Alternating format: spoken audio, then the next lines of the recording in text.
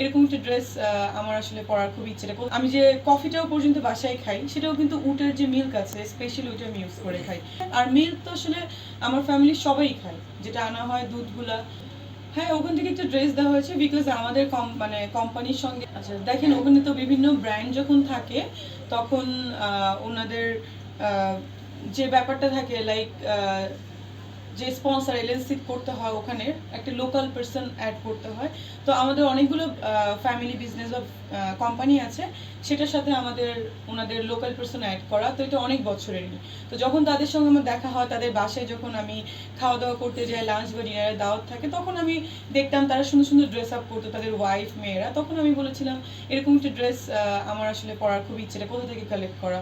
তো বলে এটা তো আপনি আসলে পাবেন না, এটা তো দুবাইতে আমরা অর্ডার করে বিভিন্ন কাস্টমাইজ করে নিয়ে আসি। তো ওইটা আসলে যে স্টোনগুলো ইউজ করা, ওখানে হচ্ছে পিওর স্টোনগুলো ওরা ইউজ করেছে। কিছু কিছু আছে ওখানে যে ওটা তো আসলে রিয়েল ভাবে দেখেনি, ওখানে গোল্ডের রিং করে করে দেওয়া, এই জন্যই আসলে ওটা নাকি এত প্রাইস।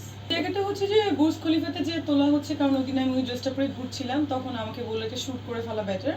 তো ভাবলাম আচ্ছা ঠিক আছে, চলো একটা শ্যুট করে ফেলি, যেহেতু ড্রেসটা নতুন নিউ, কেউ এখনো পরেনি বাংলাদেশে।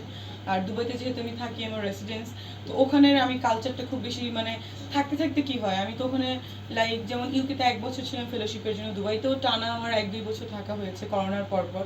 তো আমি আসলে ওইখানের সব কালচারটা এখন আমার কাছে খুব বেশি মানে প্রেফারেবল এবং মানে প্র্যাকটিস হয়ে গেছে। যেমন আমি যখন গাড়ি চালাই তখনও দেখা যায় যে আমাদের ওদের তো হচ্ছে সব লেফট হ্যান্ডেড। তো আমি যখন ড্রাইভ করছি তখন আমার এই প্রবলেমটা হয়, কারণ আমি যখন দুবাইতে যাই তখন আমিও ওখানে গাড়ি ড্রাইভ করি।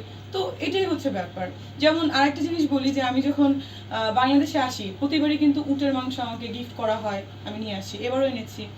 আবার হচ্ছে আমি যে ওখানে যে আমি যে কফিটাও পর্যন্ত বাসায় খাই সেটাও কিন্তু উটের যে মিল্ক আছে স্পেশালি ওইটা আমি ইউজ করে খাই।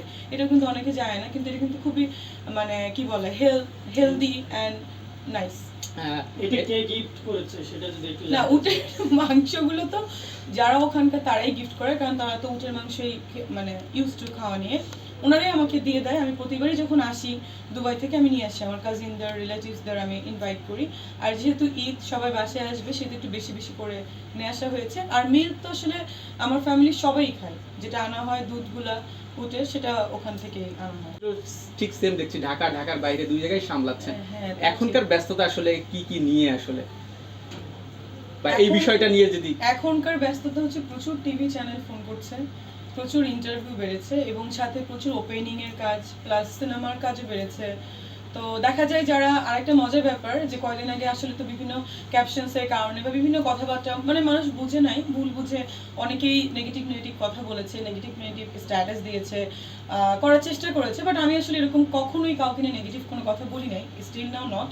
তো ওটা আসলে যারা আমার বিপক্ষ মানে আমার অপোজিশন আছেন তারাই করেছে। তো এখন দেখা যাচ্ছে তারাই আবার আমার সঙ্গে খুব যখন বুঝতে পেরেছে যে আমি রাইট ছিলাম বা আমি কোনো খারাপ কিছু বলিনি, তারাই আমাকে আবার ডাকছে বা তাদের সাথে ভালো কাজ করার সুযোগ হচ্ছে, এটাই।